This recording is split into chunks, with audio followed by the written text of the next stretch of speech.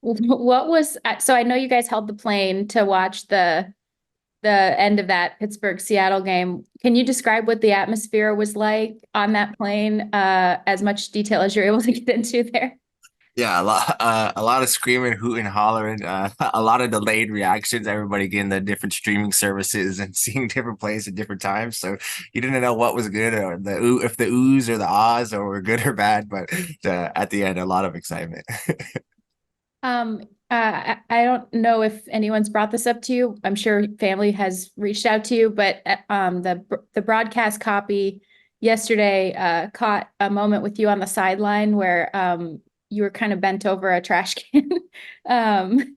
What was going on there? And that was after your 80-yard catch and run down the sideline. Can you just take us through that moment and then sort of the aftershock there?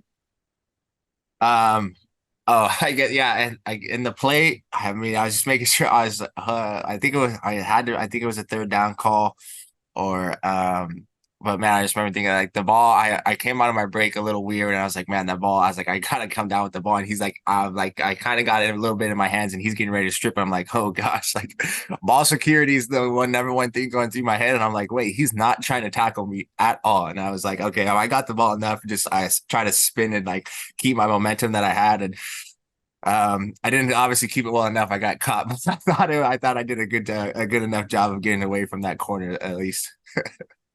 And then the after shot, yeah, the O line, they were saying something there. I thought they had some extra food in there. That's why I was looking down over the can. No, but I was doing all good. It's just yeah, luckily I didn't get anything in my hair, but I made it out good.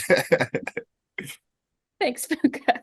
And then last for me, they threw a lot of different pressure looks at you guys yesterday. And when you went back and watched, or if you had a chance to yet, what were some of the things you saw from Kiren Williams in pass protection specifically yesterday, if you were able to go back and watch yet?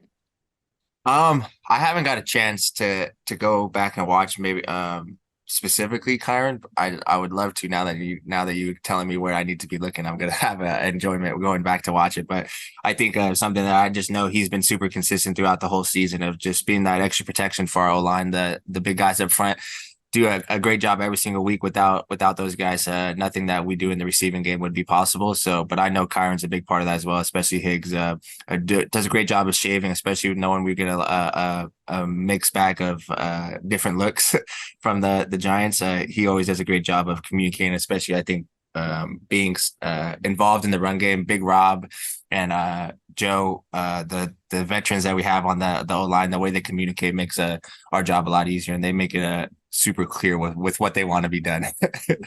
Thanks, Puka. Stu, Puka, how does it feel to be part of a playoff team in your rookie season? It feels super exciting. The vibes are high right now. The energy is good, and it's something that I feel like we have not necessarily been growing into, but the energy and the excitement has been growing as we've been continued to try to pursue playing a full 4 quarters of football. So it's super exciting, that's for sure. And then for you individually and also Kobe, I mean, you guys are in, the conversation as candidates for, offensive and defensive player of the year, respectively. I guess what does even just being in that conversation and being mentioned in that capacity mean to you as far as just, not only you obviously, but also Kobe and having a teammate like that, both of you guys, potentially being in position to get those awards. It's kind of crazy that we have two guys on the same team. But I think it just shows. I know I've maybe sound like a broken record, but I'm extremely grateful for the veteran guys in the offense that have been able to help me, and I'm sure Kobe would go out to say the same of the guys in his room being one of the best to do it at his position. So the ability to learn from these veteran guys and just the environment that we've been in, everything here promotes. I feel like the things that me and Kobe enjoy of playing football and having a smile and a positive energy while you go to do it. And the environment that we've been in has helped promote that. And it's made going out there and competing to the highest level even more fun. Thank you. Appreciate it. Sarah. Hey Puka. Going into the season, you guys were not picked to be a playoff team. Were you aware of that, I guess, at any point during the offseason when you were drafted by the Rams? Kind of the expectations for what this team was?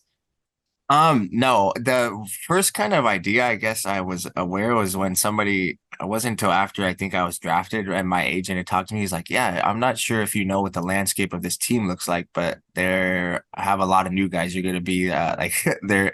And then we came in with 40 rookies before training camp and stuff like that. So I wasn't really aware. I didn't know what the expectation for us was. What was the expectation that Sean set for you guys going into the season?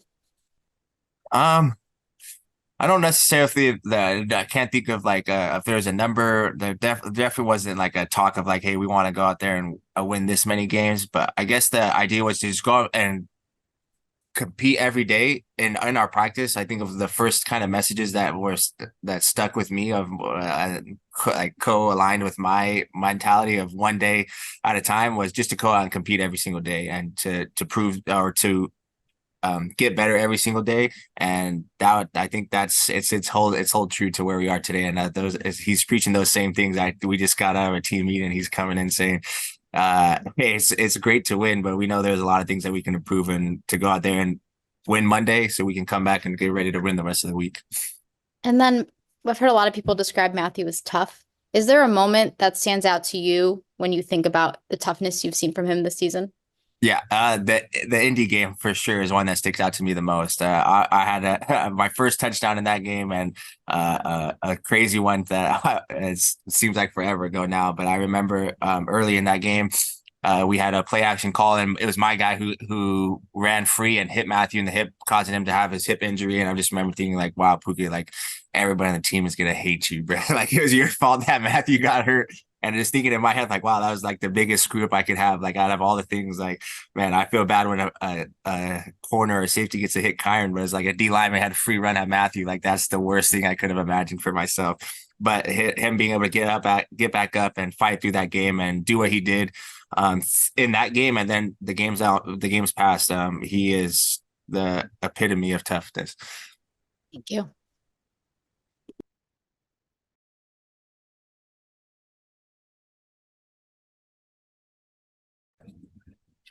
Gary?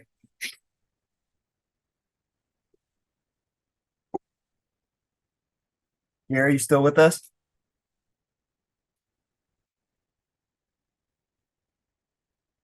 Okay, we can't hear you. We'll go to you, Lauren. We'll come back to you, Gary. Hey, Puka, Happy New Year. I just wanted to ask you, at training camp, there was so much talk about you guys just being a team with energy. Regardless of the ups and downs that you've gone through throughout the season, it seems like that's been a consistent thing that everyone's talked about. What's been kind of the highlight for you individually throughout the season? Because you've had so many moments where you've, just kind of exceeded expectations. Thank you. Happy New Year to you as well. I say one of my I don't I guess I don't know. I think so.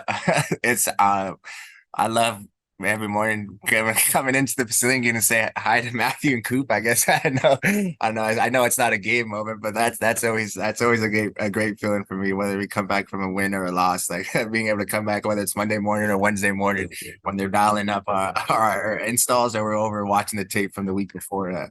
That's always sets my week for the right momentum. I need that. The Monday carries me to all the way to Sunday. Thank you. Eric? Hey, Puka, thanks for doing this. Wanted to ask you about playing for Sean McVay and how he helps give you confidence as a young player in your rookie season. Yeah, Coach McVay, like it's something that in the facility and that he preaches super often is just that energy, to have the energy right and to have that vibe right. And that's something that he is a prime example of every day when we come to the facility. He's super excited to be talking about ball for ways to us improve to get better. So seeing how excited he is for us to get better and about the game of football makes wanting to improve and knowing that there's still the progress is still being made. It makes it super fun. He